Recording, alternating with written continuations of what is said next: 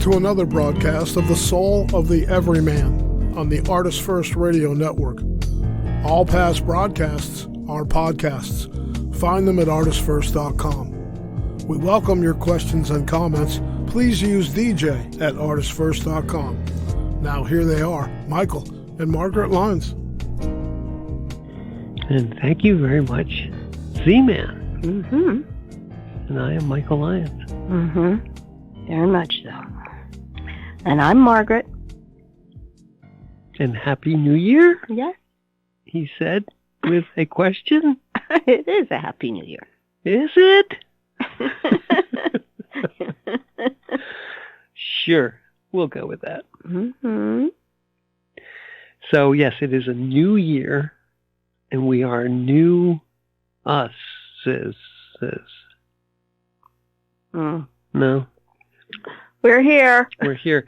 What do? They kill Father Time and substitute Baby New Year or something like that? Oh, gosh. Isn't that what we do? I had forgotten that whole thing. Yeah, That they whole usually thing. had that baby with the... With that 45 automatic. Okay. No? Maybe it's a Viking sword. I don't know. Anyway, we are tonight. Welcome to the new year. We've survived mostly the holidays, Mm-hmm. and I know all of you out there have your New Year's resolutions ready to go. So we have one in case you've already broken all the ones you made since the last 2 days.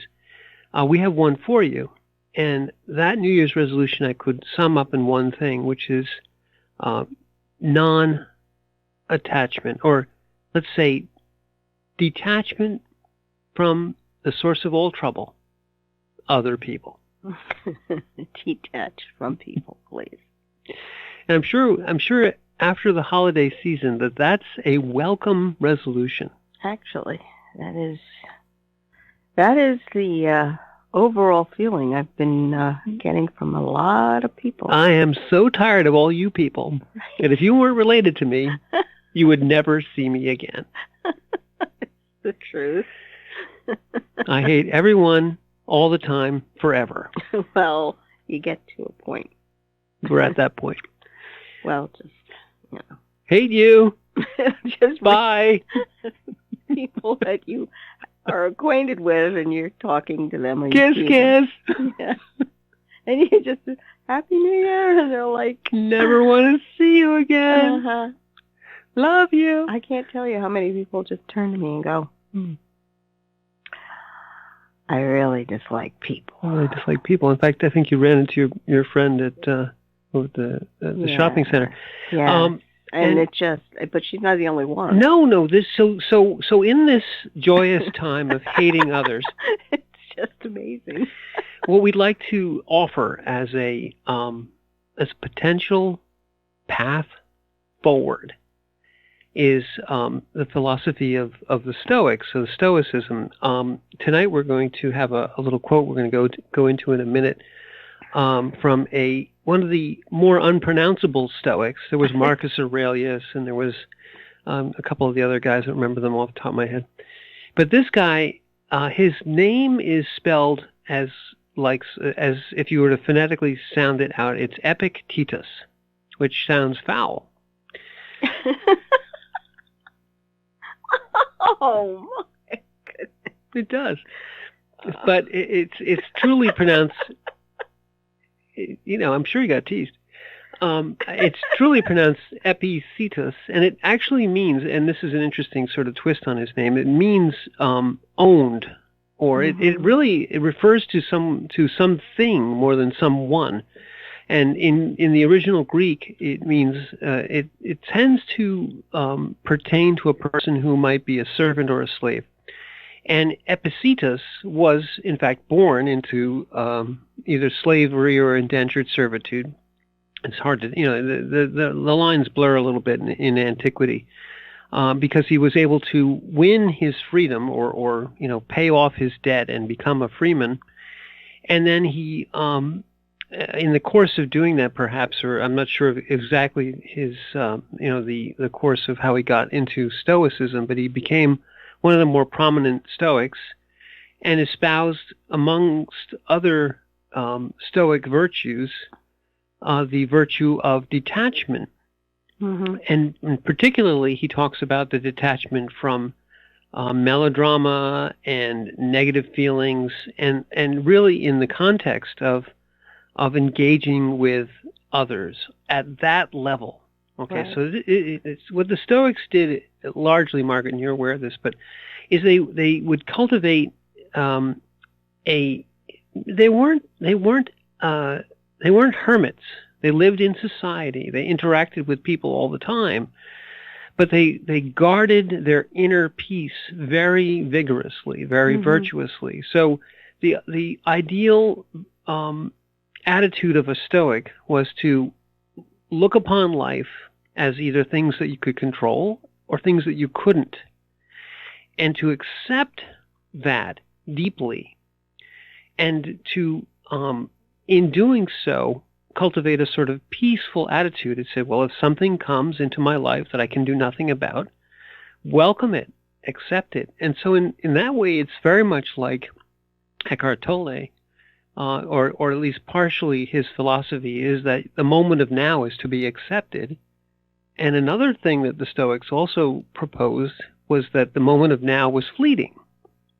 So that in essence, accepting something is saying, well, this is, I can do nothing about right now, didn't mean that it was going to be there permanently. In fact, they very readily recognized that this was an impermanent thing. But then there was people to ruin everything, people that the Stoics had to interact with. So you would cultivate, if you were a Stoic, a sort of an inner sanctum, which was your inner peace, your inner being. Right. And we would say that would be your awareness, your consciousness. And then they would try to very purposefully create a gap between those who would try to breach that inner peace on their own terms, so sort of take over your life or gather your attention, take your energy, draw you into melodrama, talk about politics over the dinner table, that kind of thing, Right. like as though we were at Christmas dinner, So, Right.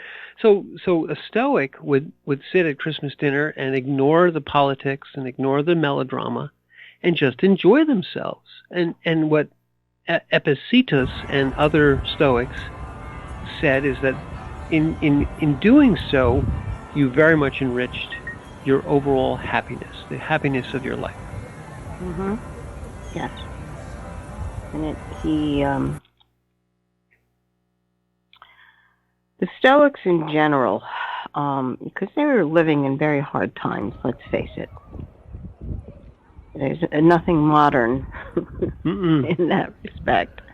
It would be Greco-Roman, first, second century was Epictetus. Right, and your lifespan was pretty short. I don't know if people can appreciate their lifespan at this point. But unless you were born into a family of influence or money, life was hard, and slavery was one of the foundations of those civilizations. Mm-hmm. So, if I remember correctly, I think if you hit 50, you were considered amazing. Mm. And if you go back even into what the Romans used to do at the Colosseum, those fights were real. That was their television or screen time, was sitting in the Colosseum. And that's very interesting as well, but we're getting off track. Do you want me to read the quote? Yeah, but I think what you were saying is also very salient in these types of hard times, in this time where slavery was very prevalent, where largely, although there was a civilization there, it certainly wasn't a civilization which was focused on the individual, is more focused on power. Yes. The Stoics discovered this ability to disengage, to find an inner peace regardless of circumstance or regardless of your life situation. But yes, go ahead. Let's let old Epictetus get in here a little bit. Oh, all righty. It is not a demonstration of kindness or friendship to the people we care about to join them in indulging in wrong-headed, negative feelings. We do a better service to ourselves and others by remaining detached and avoiding melodramatic reactions. Epictetus, right? So, Dr. Titus is espousing this philosophy in a sort of a very succinct way. And I think the beginning of that, Mark, to me, is probably at a recent family gathering. I'll just say, let's put it out there, that many of the listening audience may have attended. You may have found yourself drawn in to a conversation with someone you care about, because there's the people there are your friends and your relatives.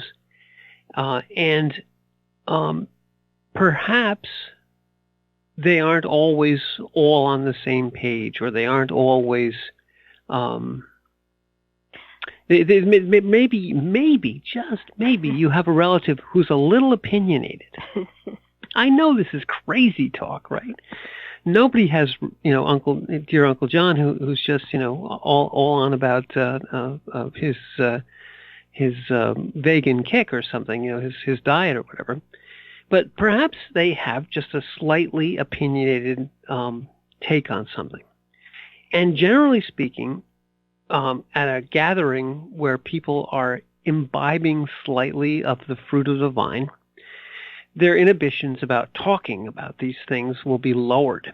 And they will raise up these opinions and look for those of their close friends and relatives to espouse them, to either to agree or at least to suffer to hear them.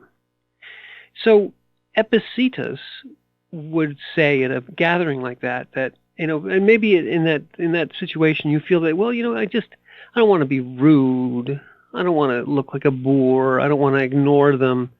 So I'll kind of listen politely and maybe make some sort of non-committal noises and try to stay out of it. But generally speaking, people want to draw you in. They want you to engage. Mm-hmm. They want you to not just listen. They'd like you to agree. And this is sort of a narcissistic type of behavior, or the behavior of somebody whose ego is, oh gosh, I've been going on and on about me. What do you think about me? So they want to draw you in. They want to gather in some of your energy, your attention, your time. And oftentimes people will, and this is the exhausting thing about the holidays, is that you will find yourself drawn into these, unwilling into these discussions and having them feed upon your energy. And it can create friction, it can create stress, it can make people feel very tired at the end of one of these sort of arduous battles. And Epictetus would say, well, this is not, the beginning of it was, oh, well, I don't want to be rude. Well, you don't want to be rude, but it's not a kindness or a friendship to indulge people in these wrong-headed or negative feelings. And I love that word, wrong-headed. Wrong-headed, right? but it, and the thing about I love wrong-headed, but I also, you have to be wary, because wrong-headed is an ego judgment. You're really saying, well, they're wrong. So that can draw you in too. If somebody says something and you say, well, you're wrong and I think this, and you're already in it. You're deeply into it. You're arguing with them. And that's, negative attention is just as good as positive. Now, what to do? What do you do? Somebody says something and they ask, well, what do you think about it? I think it's okay. Well, you say, well, I don't want to just ignore them. I don't want to get into it with them. But what you have to do is cultivate, and the Stoics are very sort of masterful at this, you cultivate a sort of detachment. You say, oh, well, yes, that's, and you find a way to kind of, it's a little bit of verbal jujitsu. You kind of turn it around. So, oh, yeah, somebody was saying that to me just the other day, and they said this, and that's interesting. And but have you ever considered it from this point of view? And so you aren't judging, you're not ignoring, but you're not engaging. You're not letting the emotion, you're not letting the unconscious rise up and have it disturb your inner peace, get you off center, start to feed off your energy. You have a little bit of a barrier, have a little bit of a defense against this, because it is in some ways, Margaret, an attack. It's not meant to be an attack, but it's an energetic. You had a word for it. It's like sticky attachments. They put out these kind of, what do you call them? Almost like wasn't feelers, but like grapple. They want to latch on. Right. They're trying to feed off of you, so it is sort of like an extension into your energetic field, and then they start taking what they can. But the truth of the matter is, if you're giving them the attention, then you're allowing them to make contact with you. Whenever I'm in a situation like that, I always, especially since it's a holiday, I always just go and say, oh, have you tried this? Look, there's so much food here. And just distraction. Right into the moment, it's like, oh, try this. This is really good. And then, and it's ongoing as they are talking whatever, and you're just letting them experience another part of themselves, either enjoying a slice of cake or pie, or, oh, wasn't this wonderful? This person made this beautiful cake. Or do you smell that? What are you smelling? Do you smell cinnamon? I think I smell cinnamon. And it's just an inquiry. And the thing is, usually the person that you're speaking with just wants to interact. And instead of going to an old harangue, you almost engage them on a, well, what do you think of this? Isn't this amazing? Well, I really like that, because what you're doing, and I think, well, you're a past master at this, but I think you've been served well by it also when you're dealing with the kids, with the 4-year-olds. But what you're really doing is bringing them from, okay, when people are coming at you with these attachments, and these, Margaret just said harangues, or sort of this opinionated, emotion-laden discussion, they're not in the moment of now. They're not even actually experiencing their current surroundings or anything. They're in their mental head and looking, sort of a target of opportunity. Somebody's going to listen to me. And well, they want attention. They want attention. And what you're doing, though, is you're saying you're deflecting that, but you're also giving them something immediate, direct contact with their sensory experience. Wow, this tastes good. This smells good. Isn't this pretty? Look at the fire. It has this, it brings them into an immediacy, because sensory things noticed and appreciated silence that sort of, well, blah, blah, blah, blah, blah, blah, that people get into, talking about sports teams or whatever it is. Doesn't really matter. Bringing them into the moment of now. Oh, have you tried this delicious cake? Or have you, can you help me, bring in some wood for the fire? And isn't it warm? And it's so cold out today. These are human contact things, sensory, immediate things that you can also find when you put people together in a different type of experience, like being all together in front of a fire, or being all together, with the ocean as a backdrop and sand under your feet. These overwhelm that harangue, and it almost makes it unwelcome. But if people feel that they can do it in a sort of let's say a social situation, you can remind them that this is a wonderful time just to be, not to, just live in your thoughts. Just reminding them that this is a season that like Granny makes her special cookies. Right. Did she make this other one I always love those. Are there any on that plate? Right. Did everybody eat them? And their head goes like, oh, I don't know. Let me see. Right. Oh. And then they think, yeah, she's right. Granny does do that all the time. Yeah, let's go and walk this way. It's almost akin, everyone's probably familiar with the famous Cesar Millan, how he snaps dogs out of their fixation on one thing or another and brings them into the moment of now with a word or a gesture. And it's easier to do with animals because they're usually much more in the moment, in the presence.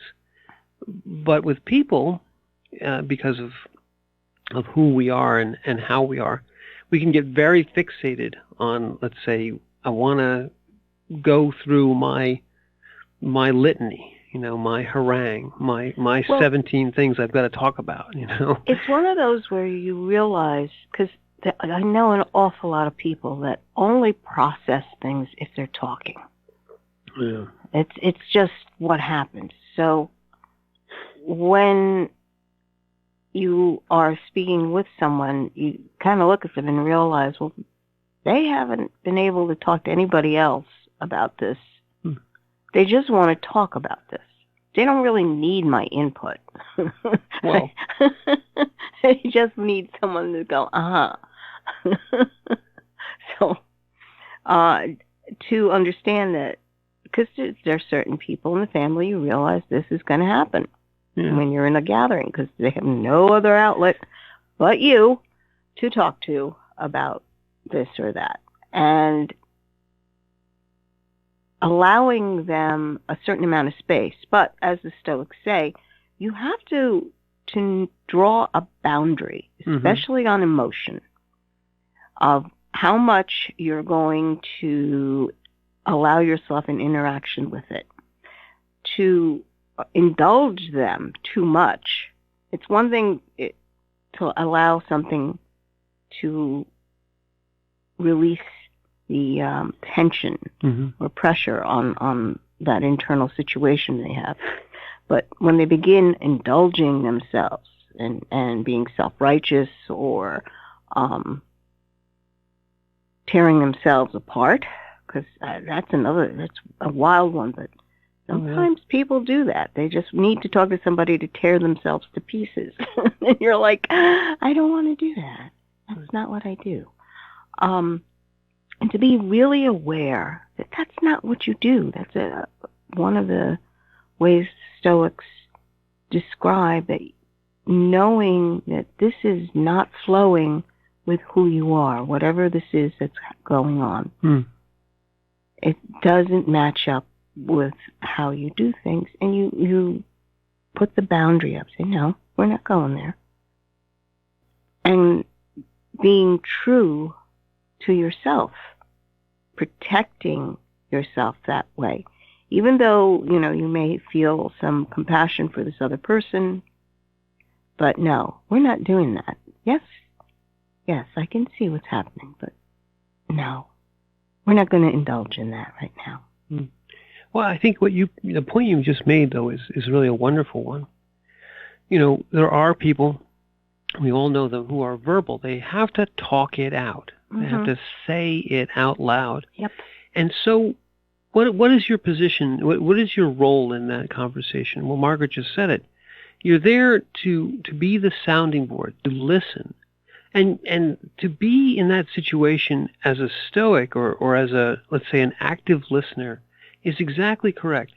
Somebody comes to you and they're burdened. Maybe they've got something really heavy on their heart. But maybe not. Maybe it's just a whole bunch of things, like Margaret said, sort of a tension. They don't have someone that they can easily talk to about it. And, by whatever chance, maybe they've, as we were saying before, maybe they had a couple glasses of wine. They just want to unburden themselves, and you're there. You're in the field. It's akin to sitting down at a bar and somebody, maybe even sort of a stranger, starts talking to you. Okay. In that moment, there's going to be some emotional charge in their statements. It's not necessarily directed at you, but it may be sort of, you can feel that. And the engagement of reacting, of offering an opinion, or even offering a solution, which people, when someone is unburdening themselves, sometimes there's a big temptation, I think with men a lot too, more than women, and just in general, they want to try and solve the problem. This is not what is required. But what is required is to actively listen, but don't engage at the person level. Don't let it touch, and this is where you have to cultivate your inner peace. Your inner peace, your calm, is kind of actually why they're there telling you this. They see you as a person who will listen, will hear them, will witness. Listening actively is witnessing, and witnessing we've talked about in other shows. Witnessing is very important to people. They want to feel as though they're being heard, and because they feel as though they're not being heard, there's a tension, there's an emotional charge. Sometimes it's pernicious, or sometimes it's got, they're looking for not just unburdening, they're looking for agreement, they're looking for somebody who will join their cause or whatever. This you have to also, but in the case where people are really looking for someone who they can kind of relieve themselves a little bit of their vent. If you present an emotional, it's not a void, but a space for that. So yes, I'll listen to you actively. I'll hear you. I'll witness what you're doing, but I won't add to it. This is what Epictetus is talking about here. If you indulge them and add to their, he says, wrong-headed, let's say negative, add to their negativity. They're talking about how terrible everything is, and you say, oh yeah, and you say, I think it's terrible too, and I would. So now you're not listening anymore. You're haranguing back. And now it becomes not a conversation. It becomes sort of a we're firing one load of emotion from one side and another load of emotions going back. Oh yes, that's exactly what happened to me. Let me tell you all about me. And you see conversations like that, and they're not conversations as much as they are competitions. People are competing about whose story is worse, or whose event that happened was sort of more engaging, if you will.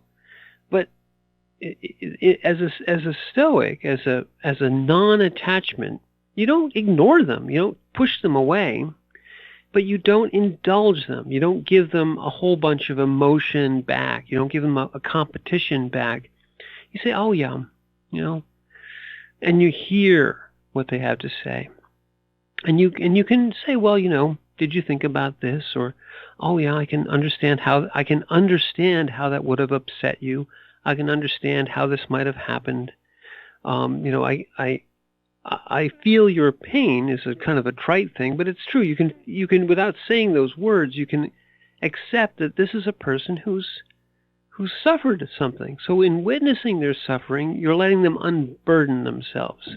The witnessed suffering, the shared suffering, is lessening the burden, and you let them discharge a little. Mm-hmm. And at the end of one of these conversations, and Margaret is a past master of these things, they feel better, and they don't really know why.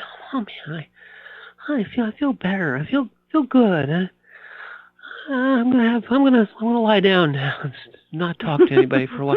No, they do. They feel good. They don't know exactly why they feel good. Some people do, but if you just have someone who's really very, very unconscious and very, very sort of just babbling on, and it's really just nervous energy coming out through their lips. You let them get it out.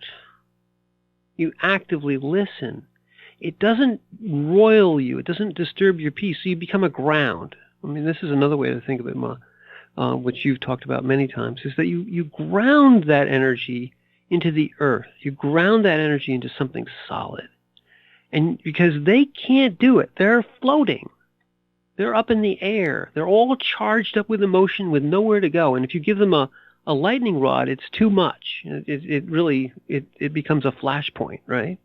It becomes a place where things get burned and broken. If you give them a ground where you can sink some of that energy, and now it's not bothering them, and it's not roiling you. It's given back into the unconscious, but it's not bothering anybody. It helps them. They unburden because there's something there that they feel that is hard to carry. Mm. So when it feels that uncomfortable, that's usually when they'll start speaking about it to get a grip of what it is that, why do I feel this way? This happened, and this happened, and this happened. And they're turning it around. It reminds you again of a small child trying to figure out, how does this puzzle fit together? And sometimes all you have to do is point at this one thing that they just said. And then they go, oh. And then suddenly this piece slips into that piece. It's just allowing enough space for them to stop being distracted by how much their thoughts are whizzing by. Mm-hmm. I love the puzzle analogy. When you're done, I want to come back to it. Well, it's something I used to do with the children. I wanted always to give them enough space to be able to figure out what was going on. When they were in the house and suddenly the energy level is way too high, and you could hear the echoes coming off the walls or from the ceiling. It's like, okay, outside.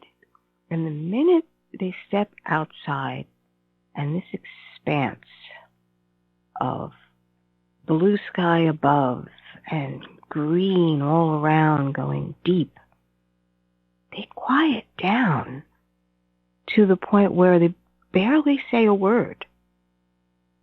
And I always thought that was amazing, because that's exactly what they needed at that point, was space. And it's space enough for them to hear themselves. Maybe that's the best way to put it. Mm. So sometimes you're there so that the other person can hear themselves. They usually have the solution to their problem, but they can't hear themselves. They need someone to reflect it back to them. Like, okay, and just kind of pointing over here, look here. Oh. Well, and the interesting thing about that, what you just said, is you're not solving their problem. Mm-mm. You're letting them lay it out in front of you, and you're just observing them do it. So I wanted to go back and just say that the puzzle, you mentioned a puzzle. So I'm sure everyone's familiar with doing like a jigsaw puzzle, right? So if you were to think of this person that's trying to engage you, as they have a jigsaw puzzle, but instead of it having a nice, big, open, spacious table to lay it out on and look at the pieces and figure out where things go and find the edges and all, instead they got it all like jumbled up in their hands, and they're trying to put the puzzle together in a space that's too small for the puzzle. Mm-hmm. So pieces are on top of each other, and you can't get enough space to put them out and fit them and see how they fit. So what you're doing by actively listening, by stoically listening, and it's sort of an oxymoron, but stoically listening, you're giving them a big, broad, open table, and you're not saying, oh, this piece goes with this. Oh, no, take it away. No, give me that. I'll solve this problem for you. No. People do not want that, but they appreciate someone opening up their space and saying, here, just lay all these puzzle pieces down. I'll listen to you. You put them all down all over the place. And then holding it close to your chest. Right, and that's the other thing. It's a great analogy. If you hold a puzzle right next to your face, you can't see the pieces. Mm-hmm. You can't figure out where they go. You put it out on a big table. So as a rather than engage in the melodrama, rather than put your hands into the puzzle pieces and start sorting them around in their space, so everyone's in the little space now. Let's get 5 people in here and let's sort through these pieces. It'll be fine. No, worse, right? You're adding more confusion. You give them a quiet, open space to lay it out. And maybe you can't solve the puzzle, but maybe they get a few pieces together and they've laid it out. And the other thing, Margaret, and you said this too, is when you model this to somebody of laying out the puzzle pieces in a big space, they'll realize, well, wait a minute, there's this giant table over here that I haven't been using. Instead of holding them in my hands and trying to jumble them, well, I think I'll just leave them out on the table. Because the table isn't your table that you're giving them. It's their table that you're showing them. You're showing them the table in it as an analogy, but it is it's a big open space. If you lay it all out with somebody who's listening to you, and Margaret said this too just a moment ago, you get some perspective. You shed some light on it from the point of view of you're airing it out. You're stepping out of the house with all of its echoey walls into the open sky and green space, and you get quiet. And you can also lay things out, and you can say, well, this belongs over here, and this belongs over there, and oh, okay, these pieces fit together. This is good. I have the middle of the puzzle. I can see the squirrel and a piece of the bird, and maybe this piece over here, this green bit could go somewhere, but at least I know it's green. So you've given them sort of tools, a little bit of space, a little bit of light, a way to find the table. And it's some analogy, I would say, to psychotherapy, where you're actively listening to something, letting them talk it out, giving them a space to kind of give you, the problem, and then saying to them, I think we ran into this one analogy, or rather one procedure, when talking about Jordan Peterson, where he said to the person he was counseling, he said, well, instead of looking at this way, you could look at it as at that moment, all you really were was a badly supervised child. And giving that different light, saying, all this happened and I have all this trauma, but in fact, I wasn't responsible. I was a child. The person, perhaps the others in the situation, were also children, and all we were lacking was good boundaries.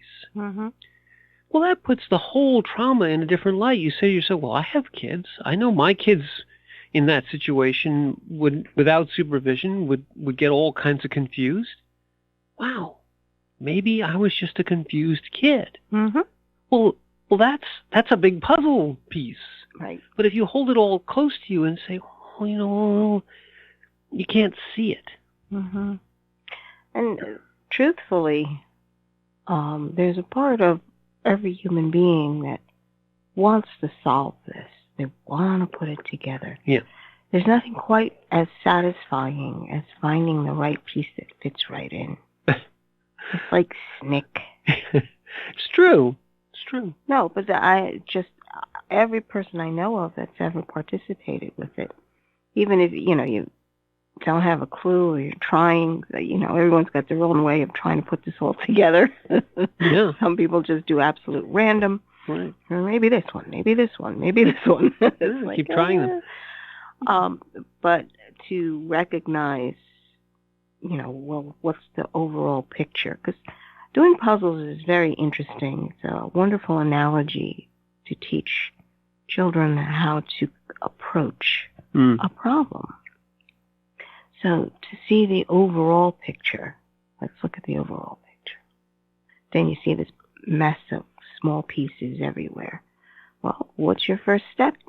Let's turn them over so we're not seeing the backs of them.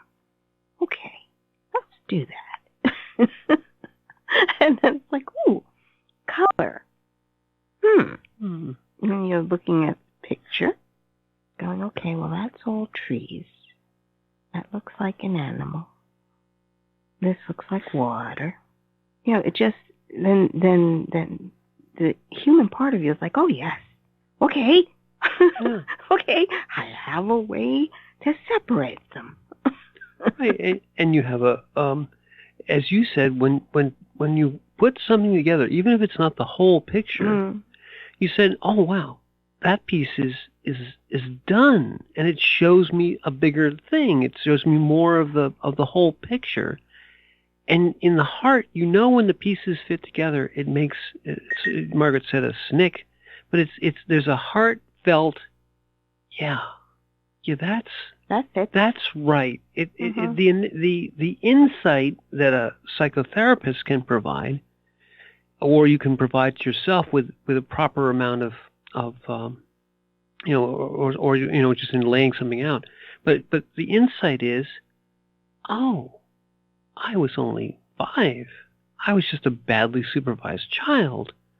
Oh, well, that's a big insight. All these things, all of a sudden, falls together, saying, if I look at it from that point of view. Right. But you have to mature your viewpoint to that point. Exactly. To realize that, oh dear, and you I didn't understand that situation. And you talk about, and this is, you know, we talk about this a little bit differently. When people have traumas, and that set of puzzle pieces gets locked in a drawer and jumbled up and not looked at. So that's a fragment of you, a whole bunch of pieces of you, which you stick in a drawer and you don't look at. This is a trauma. It's an analogy of a trauma. And it's an analogy of a past self, of something which has gathered energy. It's gathered a piece of you. It bothers you because you can't resolve it. And you don't know what to do about it because it's taken some of your energy and it's locked it away in the past. Okay? So when people go back there and open those drawers, it looks like a terrible mess, first of all. But to reintegrate it, you have to put it together and realize that this is me at 5 or at 10 or at 14 or whatever it was, 30 years ago, 40 years ago, 50 years ago. But yet it's still me, and it needs to get reintegrated back into the whole puzzle, which is my life, which is me, the person, the being, which stretches through time and through space and has the living spirit within. You need to understand that those pieces of you that trauma locks away are still you, and you need to reintegrate them. You need to fit them back in. And that takes perspective. It takes what Margaret just said. You have to realize that was me in a very vulnerable state, in a very young state, in a state where I wasn't being cared for properly, something that I wouldn't do to one of my children, but it was done to me. You have to realize all that and then put those puzzle pieces back together and heal that. Well, you have to forgive. Forgive it, yes, that's true too. You have to. The first step is forgiving, because suddenly now you have a different perspective. You're seeing the situation completely differently, and you go, I have to forgive that moment or that person or the people that were in charge or whatever. I have to let it go, because if you don't let it go, then this will rise up again to draw you back into that moment, that story that you told yourself when you were so young. But with a broader perspective, there is your freedom to be able to embrace that broader perspective and understand, you know, I didn't understand it fully back then. And I have to forgive. And the Stoics would say, if we get back a little bit to Stoicism, is that in allowing yourself to accept that, to realize that you can't change that anymore, that's the past. To accept that it happened, you have to give yourself that forgiveness and that breadth of insight and perspective, and reintegrate that. And what they're doing here, what Epictetus is doing here, is saying if you have done that, if you've reintegrated yourself to a certain extent, you can also become a vehicle to help others with your inner peace. Inner peace is made up of an integrated perspective on who you are and what you can control and what you can't, and accepting that your being is within the universe, but it's not of the universe. That your ability to control things is not the paramount power. Your ability to control your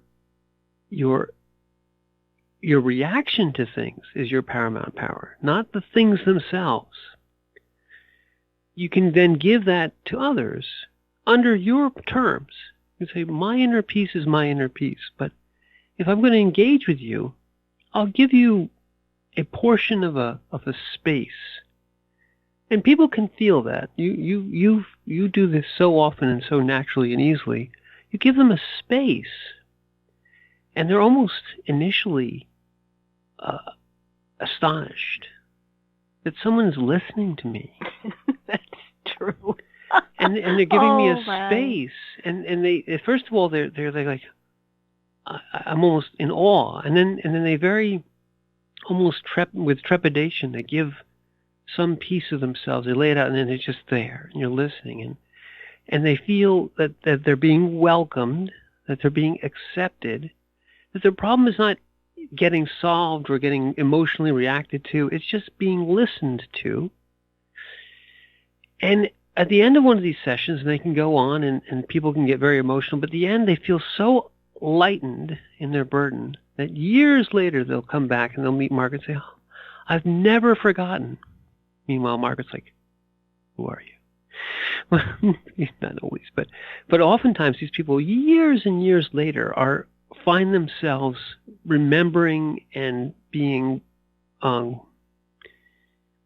grateful is not the exact right term, but they realize that this was a transitional moment to be able to unburden themselves and find a new perspective, and it serves them throughout the rest of their life a little bit. Yeah, a moment where they could actually let go of something. And learn how to do that for themselves. Right, the detached moment, because they can only do that if they detach themselves from being up close and personal with whatever these pieces of their problem are. Yeah.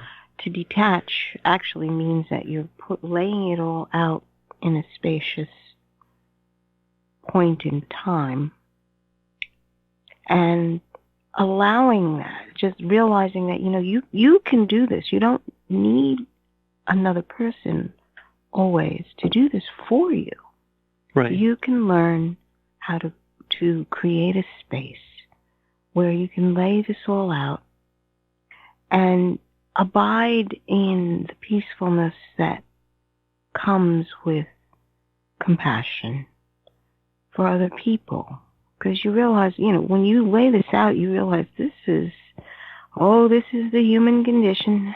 We're all like this. We are all like this. And I personally have to go internal and pray, like, Lord, I need perspective. I'm too close to this. Mm. I know that for myself, whenever I got super emotional, I couldn't hear the guidance I needed at that point. I couldn't hear the peaceful voice. I was searching actively for that peaceful voice inside to instruct me on the next step. If I realize that I've grasped onto a solution and I took it out of fear, I don't want to feel this, and I just grab this other solution. This will make me not feel something. This will take the fear away. Right. And it doesn't. It just means that you grabbed it out of fear, and that's what you get. You've got a handful of fear and confusion. Yeah. So to stop that, because then it's just, okay, undo what you just did. Redo. So you have to let that go and go, okay, let me look at this. I need a peaceful path. I love that analogy, but before we go to that one, because I do want to talk about that, that's wonderful. What you just said about it's what you're doing with the 4-year-olds is teaching them, and the earlier you have this modeled for you, I would postulate the earlier you have it modeled for you, the better off you are, because learning that, and the Stoics talk about this in different places, learning that the emotions which roil up from your being need space. You have to give them a place to be. They're very mental about it, but they say, well, I'm going to allow myself to be angry for 15 minutes, and then I'm going to try and put that away and regain my inner peace. Well, it's arguably, very mental, but the concept, the base concept is correct. You give your emotions temporary space without giving them control over your actions and deeds and thoughts. Right, and because the Stoics also say you have to be moral about it, and that is part of it. True. But even just to say, well, I'm a human being. Something will come in and make me angry, but not I am angry. You say, I feel, and you teach this to the 4-year-olds, and it's beautiful. I feel angry. Mm-hmm. I right now I'm feeling angry. I'm going to make space for angry, and know that angry is going to come and angry is going to go.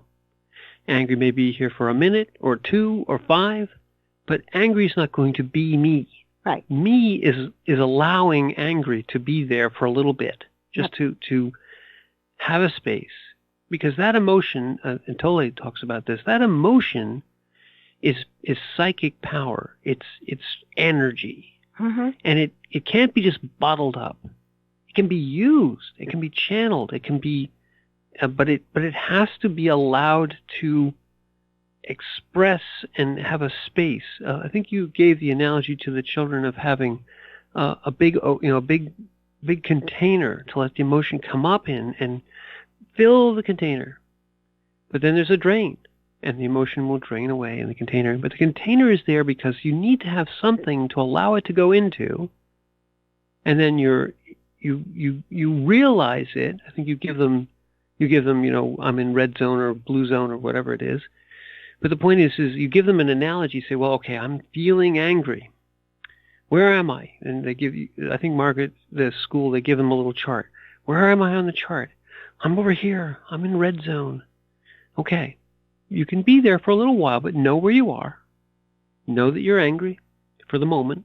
You're just feeling angry. Know that it's going to go away.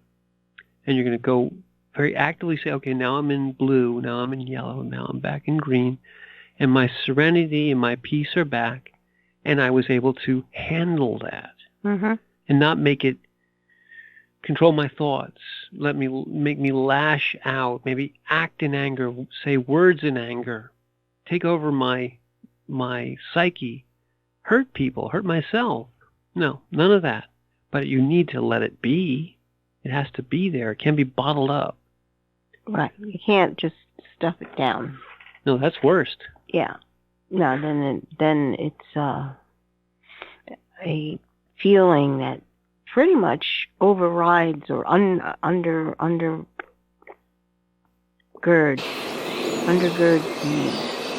actions that the child is actually anyone's doing. We've all known people who are just angry and then sit on it. And then everything they do is just very unpleasant attitude. Mm-hmm. And that's when you haven't allowed whatever that feeling is to just let go of it. Right. And they're under tremendous pressure, Mm-hmm. and you can sense it. And you say you know that if you touch them the wrong way, they're going to explode. Right. They're walking on eggshells. Walking on eggshells. Or was the angry man that I guess we'd call it a meme. Well, yeah, but what makes the power of that meme is that you know that is a real life thing, and people who carry around and again back to the Stoics, carry around the melodrama or carry around a negative feeling that's been suppressed and stuffed down. It's still there. It's got a lot of energy. It's got a lot of pressure. And if you give it a small hole, it will come blasting out and cause lots of damage. And Stoicism is not about saying that you will bottle that up and never let it out. No. Stoicism is I know that anger will come. I know that anger will go. I know that I'm a human being who has emotions. So, yeah, something makes me angry. Don't bottle it up. Know it. See it. Well, be it for a moment. You have to acknowledge the fact that this is part of you and it's got to go. Yeah. But you as a human being decide how this will be released. Exactly. And that's part of the philosophy of Stoicism. You know that, okay, I'm getting to the point where I'm going to explode. Let me go off somewhere. Mm-hmm. I'm going to detach from you people. I'm going to go over here and I'm going to go do something to get this energy out, whatever it may be, that helps you release this. Because you realize that this that I am releasing is not me. It is just a feeling that happens to be in this moment. And I'm going to let it go because I do not want my inner peace to be disturbed to this extent. So that kind of consciousness has got to be there. And knowing yourself to that point, like, oh, this is going to be too much.